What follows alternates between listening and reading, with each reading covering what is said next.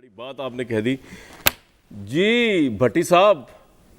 What's your take on it? अदालतों को भाई आज भी कौन प्रेशराइज कर रहा है, कौन मजबूत होता देखना नहीं चाह रहा है? इमरान खान साहब तो आज़ादी अदलिया की तहरीक में शामिल थे, जेल भी सुना गए 1 2 3 4 दिन के लिए। हुआ क्या भट्टी साहब? ख्वाब किस तरह बिखर गया इंडिपेंडेंस और जुडिशरी का?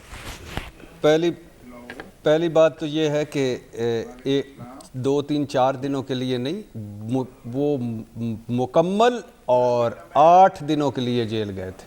अच्छा, जिसका वो जब तस्करा करते हैं तो लगता है कि जैसे उम्र भर जेल गए। अल्लाह ना करे कोई और जेल जाए या कोई भी जेल जाए, पहली बात।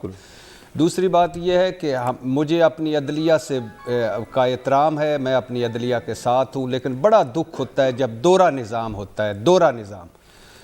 और यानी अमीर के लिए और ताकतवर के लिए, पैसे वाले के लिए ये अदालतें कुछ और होती हैं, और गरीब के लिए ये अदालतें कुछ और होती हैं। गरीब रुल जाता है, दादे का मुकदमा पोता और पोते का मुकदमा आगे, और थाने कचहरियों में, पेशी खानों में, जेलों में, हवालातों में छितर पड़ रहे हैं। और अमीर के लिए 50 रुपए के स्टाम्प पेपर पर, भाई की गारंटी पर नवाज शरीफ बार, घर के छुट्टी वाले दिन घर के बेसमेंट में हमजा शहबाज को इंसाफ, और के सब मरियम नवाज को नैब ने गिरफ्तार करना है तो 10 दिन पहले बताए, और अगर सुबह दरख्वास्त ज़मानत और दोपहर को ज़मानत, फुल दे समातें होती हैं, अदालतें गारंटियाँ मांगती हैं।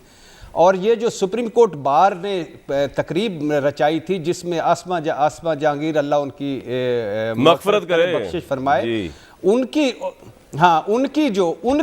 उनकी झंडे तले सिविलियन बालादस्ती, जमहूरियत और अदलिया की आज़ादी पर चीफ जस्टिस साहबान हाई कोर्ट्स के मुअज़्ज़ज़ वकला, मेरे भाई और काबिल एहतराम और मुझे बड़े प्यारे अली अहमद कुर्द साहब भी मौजूद, और सारे मौजूद। उसी फंक्शन पे सुप्रीम कोर्ट बार जिसकी मेज़बान थी, एक इश्तिहारी और मुजरम भी तकरीर करता है। गलत फैसला हुआ होगा, मान लेते हैं चंद लम्हों के लिए कि नवाज शरीफ साहब को गलत सजाएं दी हैं, लेकिन सजा तो हुई है ना भाई, इश्तिहारी तो है ना भाई, मफरूर तो है ना भाई, मुजरम तो है ना भाई। तो वो तकरीर फरमाते हैं और भाषण देते हैं किसका? आइन का बालादस्ती का, जमहूरियत की बालादस्ती का, कानून का। ये कहाँ का इंसाफ है भाई? वो तो कह रहे हैं मैं विक्टिम हूँ यार, भट्टी साहब वो कह रहे हैं मैं विक्टिम हूँ, मुझे नाजायज तरीके से निकाला गया है। साकिब निसार साहब की ऑडियो मुबैना तौर पे खुदा के लिए सर उस तरफ भी आता हूँ, खुदा के लिए इन्हीं अदालतों ने भेजा था ना उनको। जी इन्हीं अदालतों ने, प्राइम मिनिस्टर ने भी भेजा था ना, इसके से निकाल दिया था। इन्हीं अदालतों ने जमानत दी थी ना। सुप्रीम कोर्ट में जब एवनफील्ड का इस्लामाबाद हाई कोर्ट ने उनको रिलीफ दिया, कैप्टन सफदर साहब को, मरियम नवाज साहबा को, नवाज शरीफ साहब को, तो सुप्रीम कोर्ट में जब नैब गया तो 5 एतराजात लगाए कि आप ये तो आपने जमानतें ही गलत दे दी। सर डिटेल्स में जाए वगैरह आगे चलते हैं, नहीं किए। ठीक, बिल्कुल ठीक। ये पॉइंट आगे सुनिए नंबर वन आगे सुनिए, डिटेल में ना जाए, डिटेल में जाने के बड़े दुख हैं। यही तो दुख है कि हम धनिया चोर 1 साल अंदर, मुर्गी चोर की सुप्रीम कोर्ट में जमानत ना हो, पान वाला 5 दिन के लिए अंदर हो और 6 साल वो अंदर ही रहे क्योंकि उसकी हियरिंग नहीं हो पाती, और इनको इतना इंसाफ मिलता है। ये है मुझे अपने अदलिया से दुख। नंबर 2 आ जाए, जज अरशद मलिक साहब की वीडियो हो, राना शमीम का हलफनामा हो, या साकिब निसार की ऑडियो हो, ये मुस्लिम लीग नून की सर्वाइवल के मसले हैं तीनों। ये मीडिया क्यों खेलती है?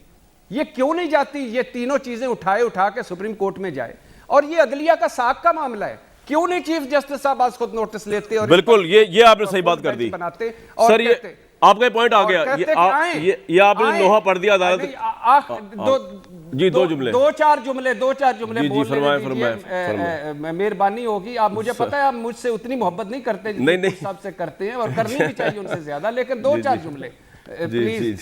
और पता है मोहब्बत तो बहुत बड़ा लफ्ज बोल दिया आपने। आपकी सारे हसन निसार साहब और मैं और आपकी सारी वो भी बर्दाश्त कर चुके, इसलिए 2-4 जुमले। पहली बात ये है भाईजान के ये क्यों नहीं जाते क्यों नहीं? जज अरशद मलिक की जब वीडियो आई उसके बाद ये उस वीडियो से मुकर गए, मरियम नवाज साहब मुकर गई, शहबाज शरीफ साहब मुकर गए कि हमने तो वीडियो हमें। सर आपका पॉइंट आ गया, एक ब्रेक लेंगे। क्विकली सर, एक इश्तिहारी मुजरिम कुर्द साहब उस महफिल में थे, आपने बाइकआउट क्यों नहीं किया? आपको पता था कि एक इश्तिहारी मुजरिम वहां मौजूद है। कुर्द साहब, योर टेक। आवाज आ रही है आपको? जी कामरान शाह साहब, देखें सर, मुझे ये तो इल्म नहीं था कि जनाब मियाँ नवाज शरीफ साहब भी स्पीच करेंगे। बहरहाल उस दिन जो पहली सेशन थी जी, ओपनिंग सेशन, उसमें तो उन्होंने स्पीच नहीं की। दूसरे दिन बहरहाल दूसरी बात ये है कि ये तस्वर कर जैसे कि मियाँ साहब के हवाले से बात हुई, मेरा उनके ये कि अगर वो तक स्पीच कर रहे हैं और मैं बाइकाट करूं, कोई सवाल नहीं, ज़रूरत नहीं थी, उसकी ज़रूरत नहीं। दूसरी बात यह है कि जब उनको सज़ा मिली थी, हालांकि मेरा मियाँ साहब और उनकी पार्टी से या उनके लोगों से खुदा गवाह ना कोई ताल्लुक़ है ना मैं पूछा, मगर सबसे बढ़कर मियाँ साकिब निसार साहब के फ़ैसलों पे जितनी तनकीद मैंने की थी, मेरे ख़्याल में किसी वकला नुमाइंदे ने नहीं की थी। तो उस वक्त भी मैंने कहा था कि उनको जानबूझकर सिर्फ किसी के कहने पर, पावरफुल लोगों के कहने पे उनको जो है उनको सज़ा दी गई। हालांकि अकामा की बुनियाद पे सज़ा बनती नहीं, आज भी नहीं बनती, इतने अरसे के बाद भी कोई वकील उसको तस्लीम करने के बाद। तो इस लिहाज से मैं उनको उस लिहाज से सज़ा याफ्ता नहीं समझता। अच्छा, सज़ा याफ्ता की इसकी बात तो ये नहीं हो, एक इस मुल्क के बहरहाल जैसे भी हैं एक लीडर हैं, मैं हालांकि उनको वोट दूं या नहीं दूं, उनके करोड़ों लोग वोटर यहाँ मौजूद हैं। आप उसको उस कॉन्फ्रेंस से निकाल लेते हैं तो इसका मतलब ये है कि आप लोगों को बोलने की जो एक आज़ादी इज़हार है आप उससे रोक रहे हैं। हालांकि उस कॉन्फ्रेंस में बहुत लोग बोल रहे, बिल्कुल ठीक। बहुत ऐसे लोग बने, सारे पॉलिटिकल लीडर्स बोले, तो मियाँ साहब को एक्सक्लूड करना कोई अच्छी बात तो नहीं। बिल्कुल ठीक है सर, ये आपका पॉइंट आ गया।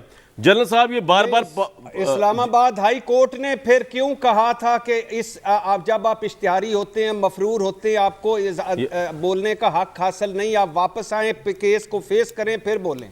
ये भी आपके कुर्द साहब इस्लामाबाद हाई कोर्ट ने कहा था, जस्टिस असलमुल्लाह साहब की अदालत ने या उनके जजेस ने।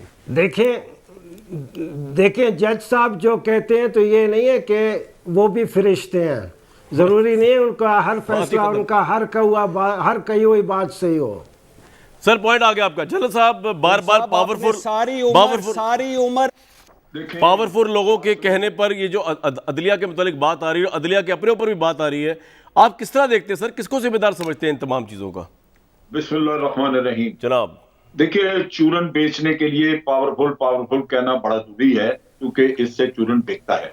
अच्छा, वरना अगर इखलाकियात हो तो यार आप रोना रोते हैं कि अकामा सबसे बड़ा इंस्ट्रूमेंट है मनी लॉन्ड्रिंग का, और उस वक्त केस ही मनी लॉन्ड्रिंग का चल रहा था। जिस आदमी के ऊपर मनी लॉन्ड्रिंग का इल्जाम और वो चल रहा है केस, उसके अकामे को सिर्फ अकामा ना समझे। और फिर आप ये बताइए कि एक शख्स वहां पे बेटी और वो दोनों जाली कागजात जमा कराते हैं, और खुदा का नाम पूरी दुनिया में मुंह काला हो गया इस मुल्क का, और आप सारे कह रहे हैं कि ये हजारों वोट देते हैं, करोड़ों वोट देते हैं तो देते ही रहना भाई।